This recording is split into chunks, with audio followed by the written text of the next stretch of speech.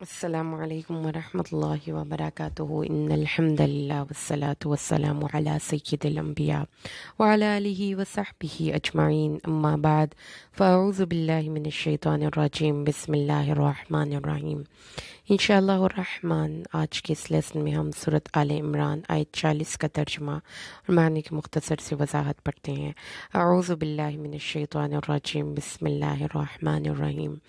قالات، اس نے کہا، ربی اے میرے رب، انا کیوں کر یکون ہوگا لی میرے لیے غلام ایک لڑکا، وقت بلغنی الکبر اور مجھے تو بڑھاپا آ چکا ہے، وامرأتی عاقر اور میری بیوی تو بانجھ ہے۔ قالا، تو جواب دیا گیا، اللہ نے جواب دیا، فرشتوں نے اللہ کا پیغام پہنچایا، کذالک، اسی طریقے سے ہوگا، اسی طریقے سے ہوگا، بے شک اللہ جو چاہتا ہے وہ پیدا کرتا ہے، اللہ یخلق ما یشاء۔ معزز لسنرز، قرآن پاک کے اس مقام پر انشاءاللہ ہم نے دو باتوں کے بارے میں نالج لینا ہے۔ نمبر ایک، ہم پڑھیں گے دعا کے بارے میں، جو کہ دعا کا ٹاپک ہم نے پیچھے بھی پڑھا تھا، اور دوسری چیز جو ہم اس میں پڑھیں گے وہ ہم پڑھیں گے انبیاء کرام کے ہیومن ریئیکشنز کے بارے میں۔ اس بات کو سمجھ لینا بہت ضروری ہے کہ قرآن پاک جب بھی کوئی قصص یا واقعہ بیان کرتا ہے تو اس واقعے میں انسانوں کے ریئیکشنز ہوتے ہیں اور انسانوں کی سچویشنز ہوتی ہیں۔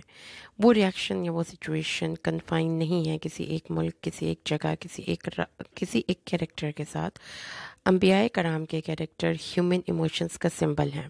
وہ تمام ایموشنز جو انسانوں کو درپیش ہو سکتے ہیں، وہ تمام سچویشنز جو ہماری زندگی میں رونما ہو سکتی ہیں، انبیاء کرام کی سچویشنز ان کو ریفر کرتی ہیں۔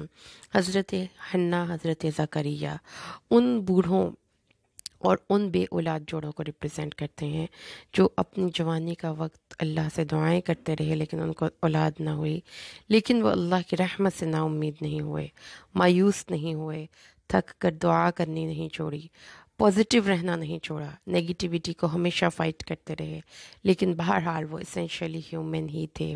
اللہ تعالیٰ نے انبیاء کرام کے ریئیکشنز کو قرآن پاک میں نوٹ کیا، ہمیں یہ بتانے کے لیے کہ آپ ان کو کوئی سپر ہیومنس نہ سمجھ لیجئے، وہ آپ اور میرے جیسے انسان تھے، ان کے اندر بھی وہی ایسپریشنز تھیں، ان کے اندر بھی وہی ایموشنز تھے جو ہمارے اندر ہوتے ہیں۔ حضرت زکریا نے حیرت کا اظہار کیا کہ یا اللہ، میرے پاس بیٹا کہاں سے ہوگا جبکہ میں تو بوڑھا ہو چکا ہوں۔ ٹھیک ہے، ایک انسانی نیچر ہے کہ جب آپ کسی بھی چیز کو حاصل کرنا چاہتے ہیں یا آپ کو کسی چیز کے بارے میں آپ نے کوئی گول اچیو کرنا ہے تو آپ اپنے مائنڈ سے ان تمام چیزوں کو، ان پاسبلٹیز کو، وہ جو آپ کے تمام ممکنات ہوتے ہیں، ان تمام چیزوں کو ذہن میں رکھتے ہیں اور پھر اپنے مائنڈ سے فیصلہ کرتے ہیں۔ لیکن کچھ لوگ ہوتے ہیں جو کچھ لمحوں کے لیے اس فیز میں آتے ہیں اور جلد ہی اپنے آپ کو ٹیم کر لیتے ہیں، سدھا لیتے ہیں، واپس اللہ کی پناہ میں چلے جاتے ہیں۔ لیکن کچھ لوگ ایسے ہوتے ہیں اور یہ دیکھیے، یہ شیطان کا وسوسہ ہر وقت انسان کے ساتھ ہے، جو انسان کے اندر نیگیٹیوٹی آتی ہے کسی بھی فارم میں، وہ نیگیٹیوٹی جو کہ انسان کو انیکٹیو کر دیتی ہے، جو انسان کو غمزدہ کر دیتی ہے، جو انسان کو نا امید کر دیتی ہے، یہ نیگیٹیوٹی شیطان کی طرف سے آتی ہے۔ تو اللہ نے بتایا کہ فار دا ٹائم بینگ انہوں نے یہ سوچا کہ یہ کیسے ہوگا جبکہ میرے پاس تو واضح طور پر کوئی بھی ایسا سورس نہیں کہ جس سے اولاد ہو سکتی ہو، میری بیوی بانجھ ہے۔ جیسا کہ بانجھ کا مطلب آپ کو پتہ ہے، زمین بنجر ہو گئی ہو تو اس پہ کوئی بھی سبزہ نہیں اگا کرتا۔ عورت بانجھ مطلب یہ کہ اسینشلی جیسا ہمیں پتہ ہے کہ ایک ریپروڈکٹیو سسٹم جو ایک عورت کا ہوتا ہے، اس میں اووریز میں ایگ بنتے ہیں، اور وہ ایگز ایکچولی وہ بیج ہوتے ہیں جو فرٹیلائز ہو سکتے ہیں۔ فرٹیلائزیشن کا پروسیس میل کے اسپرم کے ساتھ ہوتا ہے، لیکن اس عورت میں کوئی ایسا انٹرنل فالٹ تھا جو کہ بالکل اس کو میڈیکلی وہ پروون ایک بانجھ خاتون ہے۔ تو قرآن کے اس مقام پر ایک منٹ کے لیے ٹھہر جائیے۔ ہم آج کے دور میں ایسے بہت سے جوڑوں کو، بے اولاد جوڑوں کو ریلیٹ کر سکتے ہیں جو بے اولادی کا علاج کروا کے تھک گئے۔ اب یہاں پر ہم اس سچویشن کو بھی ریلیٹ کر سکتے ہیں اپنی اور میری لائف میں، جس میں کہ ہم کبھی بھی نہیں چاہتے کہ ہم کسی ایسے نامساعد، ایک ایسے انفیوریبل حالات میں جا کر سٹے کریں، لیکن ایسا ہونا پاسبل نہیں ہے۔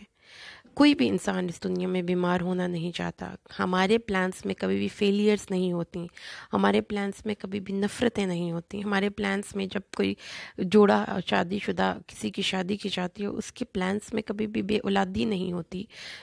ہاں، ایسا نہیں ہوتا نا. ہم کوئی کاروبار شروع کرتے ہیں، ہم چاہتے ہیں ہمیں فلرش کرے. ہم کسی کورس میں ایڈمیشن لیتے ہیں، ہم چاہتے ہیں کہ ہم کامیاب ہوں. ہم کسی کی شادی کرتے ہیں تو ہماری امید ہوتی ہے کہ اس کو اللہ اولاد دے. یہ زندگی میں ہماری توقعات سے برعکس جب نتائج نکلتے ہیں تو نتیجہ کیا نکلتا ہے؟ ہم فرسٹریٹڈ ہوتے ہیں، ہم پریشان ہوتے ہیں، ہم اپنے آپ کی ایگزسٹنس سے سم ٹائمز کچھ لوگ کویسچن کرنے لگتے ہیں، کچھ لوگ اللہ کے ایگزسٹنس پہ کویسچن کرنے لگتے ہیں، کچھ لوگ تقدیر کے بارے میں برا بھلا بولنے لگتے ہیں، کچھ لوگ اپنے حالات کا شکوہ اللہ کے سامنے کرنے کے بجائے انسانوں سے کرنے لگتے ہیں.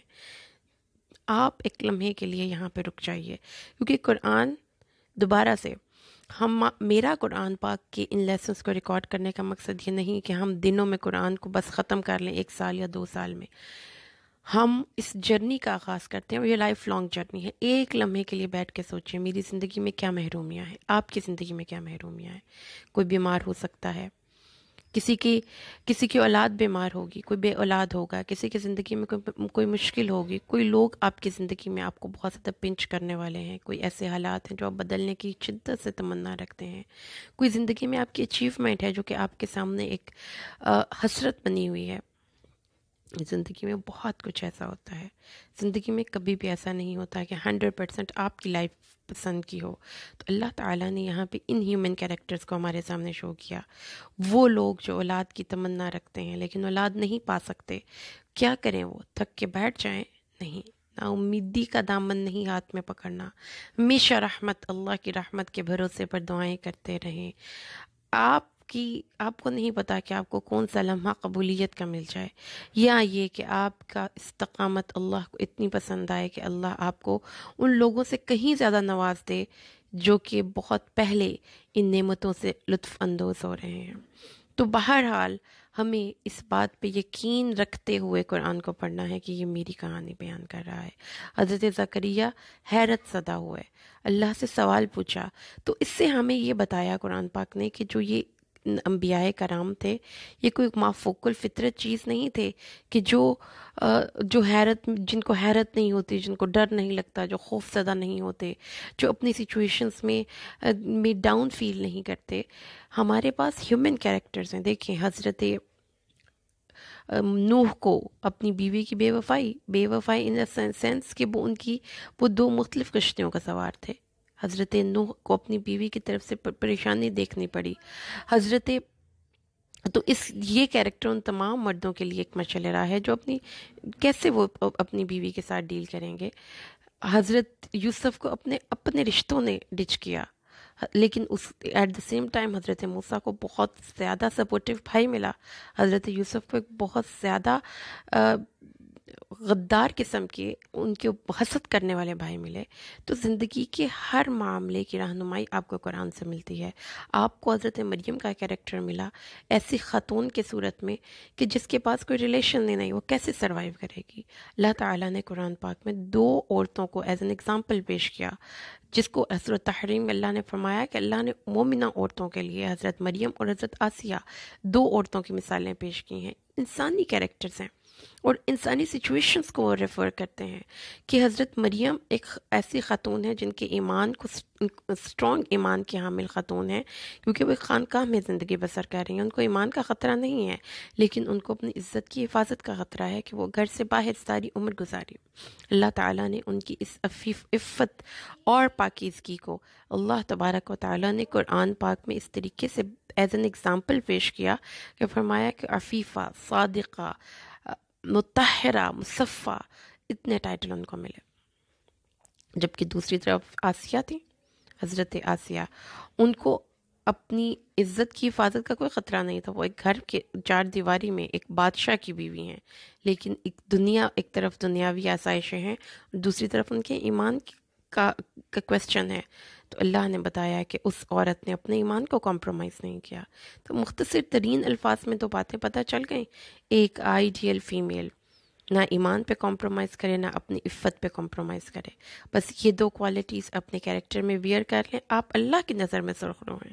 آپ کو کسی بھی اور حوالے سے اپنے سٹینڈرڈز، ججمنٹ کے سٹینڈرڈز بنانے کی ضرورت نہیں.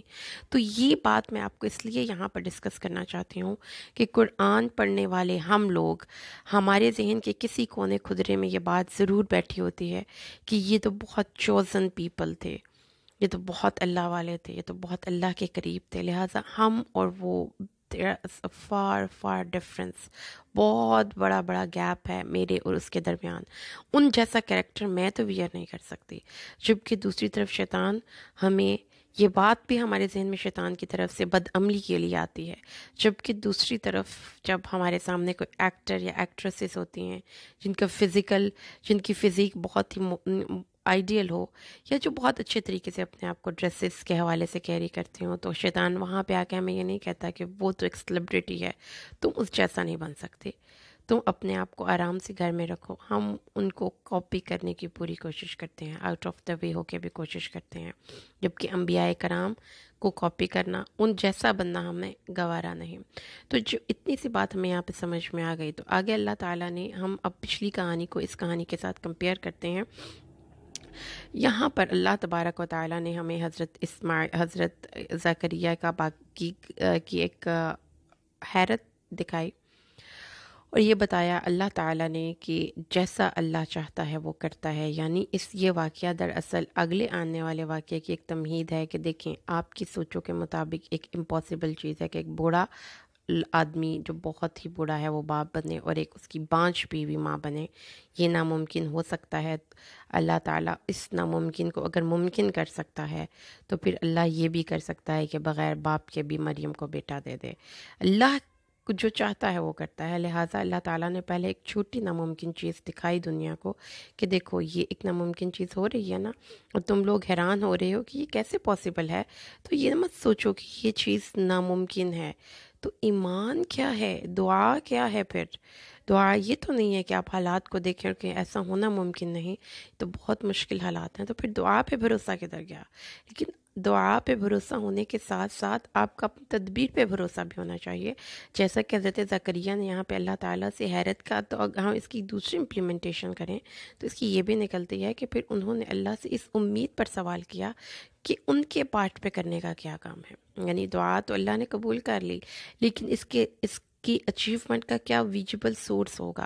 اگر مجھے کوئی کام کرنا ہے اس سلسلے میں تو میں وہ کام اللہ سے پوچھ کے کر گزروں تاکہ مجھے یہ چیز مل جائے.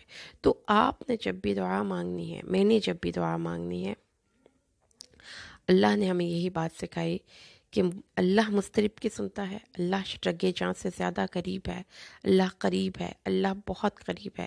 اللہ تبارک و تعالی ہماری سب کی سنتا ہے. اس تک پہنچنے کے لیے آپ کو کسی وسیلے کی ضرورت نہیں. اپنی حاجت براری کے لیے، اپنی حاجات کو اس دربار عالی تک پہنچانے کے لیے، واللہ العظیم ہمیں صرف ایک صدق کے دل کی سرگوشی چاہیے. ہم کہیں پہ بھی بیٹھے ہوں، ہم کسی بھی سچویشن میں ہوں، ہم چپ کے رابطہ اگر اللہ سے جوڑ لیتے ہیں تو یہ ایک ایسا رابطہ ہے کہ جو اللہ کو بہت پسند ہے. تو اپنی عقیدے کی اصلاح بہت ضروری ہے یہاں پر، کیونکہ جب اس واقعے کو میں نے پڑھا اور میں نے پڑھانے کے لیے پڑھا جب، تو میرے پاس بیان کرنے کے لیے اتنا مٹیریل جمع ہو گیا کہ مجھے سمجھ نہیں آ رہی تھی کہ میں کون سا چھوڑوں اور کون سا پکڑوں. اس میں دعا ہے، اس میں توکل ہے، اس میں انبیاء کی ایک زندگی گزارنے کے لیے اپنے نفس کو ٹیم کرنا ہے، اس میں وہ سب کچھ ہے جو ہمیں دنیا کی زندگی میں چاہیے. تو یہ وہ تمام لوگ جو کسی بھی معاملے میں پھنس چکے ہیں، کوئی بھی معاملہ کیوں نہ ہو، جس میں وہ انسان وہ دعائیں کر رہے ہیں، معاملہ حل نہیں ہو رہا، تو اس یقین کے ساتھ دعا مانگیں کہ زکریا کو بھی تو بالکل بڑھاپے میں اولاد ملے تھے. دعا نہیں چھوڑنی، یقین کے راستے پر سفر نہیں چھوڑنا، بے یقینی کے راستے پر چلنا ہی نہیں. یہ تو مومن کو شایع نشان ہی نہیں اس عظیم الشان رب کے ہوتے ہوئے جو کہتا ہے انما امرہ اذا اراد شیئا ان یقول له کن فیکون. اللہ جس انسان کے لیے بھلائی کا ارادہ کرے اس کو کوئی روک نہیں سکتا۔ اللہ جس کے لیے نقصان کا ارادہ چاہے اس کو کوئی روک نہیں سکتا۔ کوئی آپ کو پنچ کر رہا ہے، آپ صبر کے راستے پر چلیں۔ آپ نے کسی چیز کو حاصل کرنا ہے، توکل کے راستے پر چلیں۔ اللہ نے نعمت دی ہے، شکر گزاری کے راستے پر چلیں۔ یہ نہیں کرنا ہم نے کہ ہم اللہ تبارک و تعالیٰ سے بس ہمارا تعلق جڑا رہے، وہ دعا کے ذریعے ہی جڑے گا، وہ اللہ سے توکل کے ذریعے ہی جڑے گا۔ تو یہ ہے آج کا لیسن۔ میری تمام بہنیں، میری تمام بیٹیاں، میری مائیں جو یہ میرا لیسن سن رہی ہیں، آئیے آج اپنے ایمان کی تجدید کریں، اپنے آپ کو اللہ سے جوڑیں۔ وہ جڑنا کیسا جڑنا ہے کہ جس میں آپ نے یہ سوچنا ہی نہیں کہ یہ کام ہونا ممکن نہیں، آپ نے یہ سوچنا ہی نہیں کہ یہ چیز میرے لیے بری ہے، بے شک بہت برے حالات کیوں نہ ہو جائیں، کسی کی ٹانگ ٹوٹ جائے، کسی کی کوئی اپنا پیارا عزیز دنیا سے چلا جائے، کوئی بے اولاد ہو جائے، نامساعد حالات ہیں نا زندگی میں، ڈارکنیس بھی تو آتی ہے نا زندگی میں، ایسے حالات بھی آتے ہیں کہ جب آپ جو چاہ رہے ہیں آپ کو نہیں مل رہا، یا جو آپ دوسروں سے کی نسبت محروم ہیں، دوسروں کو مل گیا آپ کو نہ ملا، کوئی جاب، کوئی نوکری، کوئی رشتہ، کوئی بچہ، دنیا میں ایسے بہت سے ایونٹس ہوں گے۔ اس وقت زکریا اور ان کے بڑھاپے میں ملنے والی اولاد کو یاد کر کے اللہ سے پھر اس یقین سے دعا مانگیں، اور اس طرح سے مانگیں کہ یا اللہ وہ تیرا بندہ تجھ سے مانگا اور تو نے اس کو بڑھاپے میں اس نعمت سے نوازا، یا اللہ میں بھی تجھ سے مانگ کے نا امید نہیں، میں تجھ سے مانگتا ہوں۔ تو اس خالص توحید کے ساتھ جب آپ اللہ سے دعا مانگیں گے تو یقین مانیں کہ آپ اگر اللہ نے آپ کی قسمت میں وہ چیز نہیں لکھی، اگر اللہ نے اس سے بہتر کچھ لکھا، یا دنیا میں کچھ نہ ہی دینا لکھا، تو یقین رکھیے گا کہ آپ کے دل کو سکون ملے گا، آپ کے اندر کی بے قراری ختم ہوگی، آپ کے اندر کی وہ بے چینی ختم ہوگی۔ اللہ کا نام وہ ایک ایسا عظیم الشان انسان کی زندگی میں ٹرینکلائزر ہے کہ اس کا نام لیتے ہی سکون آ جاتا ہے، اس کا ذکر کرتے ہی دلوں کو ٹھنڈک پہنچتی ہے۔ تو ہمیں اپنے آپ کو اور اپنے ارد گرد رہنے والے لوگوں کو وتواصوا بالحق وتواصوا بالصبر کرتے رہنا ہے، تاکہ ہم اس یقین کے راستے پر چلتے ہوئے اللہ سے ملیں، اللہ کے نام پہ استقامت کا اختیار کرتے ہوئے اللہ سے ملیں، اور اپنے نفس کو جزا فضا سے روکتے ہوئے، ٹیم کرتے ہوئے بہت ہی پروکار طریقے سے اپنے اللہ سے ملیں۔ اللہ سے دعا کریں، اللہ ہمیں دعا کرنے والا، بہت اللہ کو یاد کرنے والا، اپنی ذات پر بہت توکل کرنے والا، اور صرف اپنے آپ پر ہی بھروسے